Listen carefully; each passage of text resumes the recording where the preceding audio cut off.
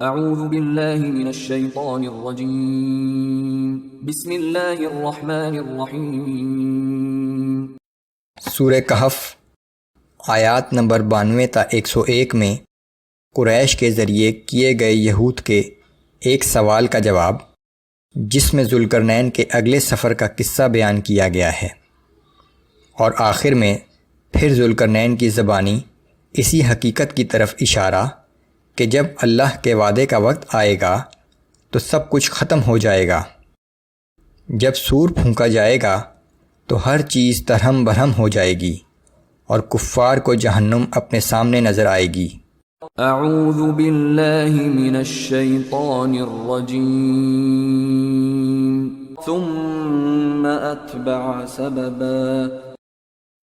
اس نے ایک دفعہ پھر تیاری کی اور ایک نئے سفر پر چل نکلا، حتی اذا بلغ بین السدین وجد من دونہما قوما لا یکادون یفقہون قولا۔ یہاں تک کہ چلتے چلتے جب دو پہاڑوں کے درمیان جا پہنچا تو ان کے پاس اسے ایک ایسی قوم ملی جو مشکل ہی سے کوئی بات سمجھتی تھی۔ قالوا يا ذا القرنين إن يأجوج ومأجوج مفسدون في الأرض فهل نجعل لك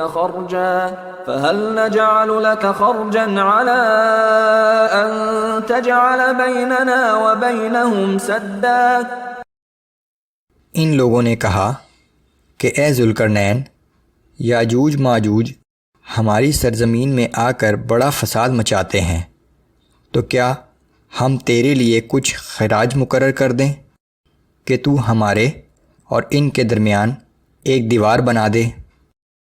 قال ما مكنني فيه ربي خير فأعينوني بقوة أجعل بينكم وبينهم ردما آتوني زبر الحديد۔ ذوالقرنین نے کہا کہ میرے رب نے جس مال پر مجھے اختیار دے رکھا ہے وہ بہت بہتر ہے۔ ہاں، اگر تم میری مدد کرنا چاہتے ہو تو تم افرادی طاقت سے مدد کرو، میں تمہارے اور یاجوج ماجوج کے درمیان ایک مضبوط دیوار کھڑی کر دوں گا، اور کہا کہ مجھے لوہے کی چادریں لا دو۔ حتى إذا ساوى بين الصدفين قال انفخوا۔ جب لوہے کی چادروں کو ان دونوں پہاڑوں کے درمیان رکھ کر خالی جگہ کو پر کر دیا گیا تو اس نے کہا کہ اب آگ دہکاؤ۔ حتى إذا جعله نارا قال آتوني أفرغ عليه قطرا۔ جب لوہے کی چادریں گرم ہو کر سرخ ہو گئیں تو اس نے کہا کہ پگھلا ہوا تانبا لاؤ تاکہ میں ان لوہے کی گرم چادروں پر ڈال دوں۔ فما استطاعوا ان يظهروه وما استطاعوا له نقبا۔ چنانچہ یاجوج ماجوج نہ تو اس مضبوط دیوار پر چڑھ سکتے تھے اور نہ اس میں نقب لگا سکتے تھے۔ قال هذا رحمة من ربي۔ ذوالقرنین نے کہا کہ یہ سب میرے رب کی رحمت کی وجہ سے ہے۔ فإذا جاء وعد ربي جعله دكا۔ اور جب میرے رب کے وعدے کا وقت آئے گا تو وہ اس کو گرا کر زمین کے برابر کر دے گا۔ وكان وعد ربي حقا۔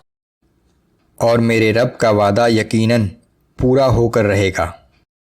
وتركنا بعضهم يومئذ يموج في بعض ونفخ في الصور فجمعناهم جمعا۔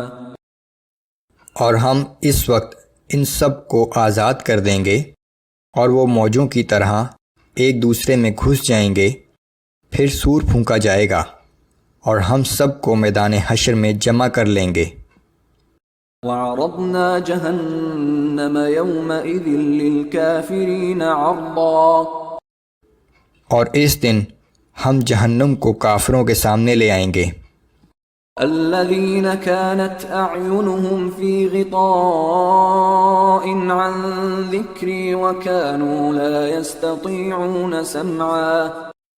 وہ کافر جن کی آنکھوں پر میرے ذکر سے غفلت کا پردہ پڑا ہوا تھا اور نہ ہی وہ کچھ سننے کو تیار تھے. اس قصے میں یہ پیغام مضمر ہے کہ ذوالقرنین ایک بندہ مومن تھا جس کا یہ حال تھا کہ مشرق و مغرب فتح کر لینے کے بعد بھی وہ ہر کامیابی کو اللہ کا انعام سمجھتا اور ہر قدم اس کی مرضی کے مطابق اٹھاتا تھا.